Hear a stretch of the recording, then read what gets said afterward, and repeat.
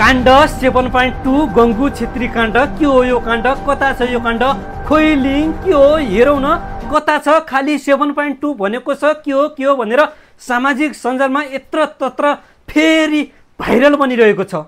अब चुप लाग्नुहोस् यार, यो काण्डको पछि नलाग्नुहोस्। अब यो काण्ड सुनेर गङ्गु छेत्रीको एउटा भुत्ला पनि हल्लिएको छैन, बरु यो काण्ड ल्याउने मान्छे चाहिँ डिप्रेसनमा पुगिसक्यो होला। गङ्गु छेत्रीको यो काण्ड साण्ड केही पनि होइन क्या, बिचारी मायामा हारेकी हुन् क्या, मायामा हारेकी, विश्वासघात भएको हो क्या। हरेक मान्छेको जिन्दगीमा जसको चाहिँ लभ म्यारिज हुन्छ, जसले चाहिँ प्रेम सम्बन्धमा रहेर बिहे गर्छ नि, त्यस्तो मान्छेको जिन्दगीमा छ नि 90% मान्छेको जिन्दगीमा यो मेल खान्छ।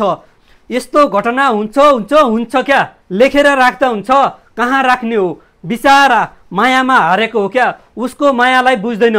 जसले चाहिँ उसलाई मनदेखि माया गरेको हुँदैन त्यसले उसको इज्जतको पर्वाह गर्दैन क्या। उसले बेइज्जत गर्दै उसको इज्जतलाई बजारमा लिलामी गरिदियो, आफू जोग्यो। तर बिचारा त्यो मान्छेको मनमा पनि लाग्ला, एक दिन चेताउला, आफूले के गरे के गर्नु हुँदैन थियो भन्ने कुरा। पछुताउने दिन त आउला नै है। तर केटी मान्छेहरू कति कोमल हुन्छ, कति नरम हुन्छ। कसैलाई माया गर्न थाल्यो भने सर्वोच्च सुम्पिन तयार हुन्छन् क्या। कसैलाई खुसी बनाउँदा, कसैको हाँसो लिएर आउँदै गर्दा, उसको इच्छा चाहनाहरूलाई पुरा गर्दै, ऊ आफू नाङ्गिँदै गर्दा, उसलाई आनन्द दिलाउँदै गर्दा, त्यही चिजलाई रेकर्ड गरेर सोसल मिडियामा इज्जतको लिलामी गरिदियो, छताछुल्लो पारिदियो। अचम्म छ क्या। त्यही भएर कसैलाई पनि हदभन्दा बढी विश्वास गर्नु हुँदैन है।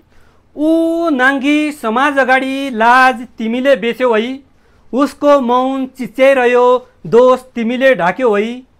ऊ फुल जस्तै कोमल थिई, सपना थियो आँखाभरि, तिमी आधी बनिआयौ र अस्तित्व नै च्यात्यौ है।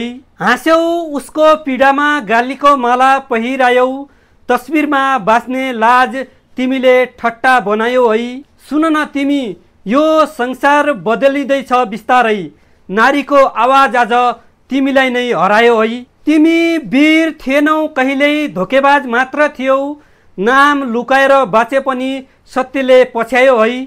उसले सयौं आँसु लिएर तिमीले पायौ क्षणिक रमझम, तर उसको मौन विद्रोहले एक दिन थिच्छ तिमीलाई है।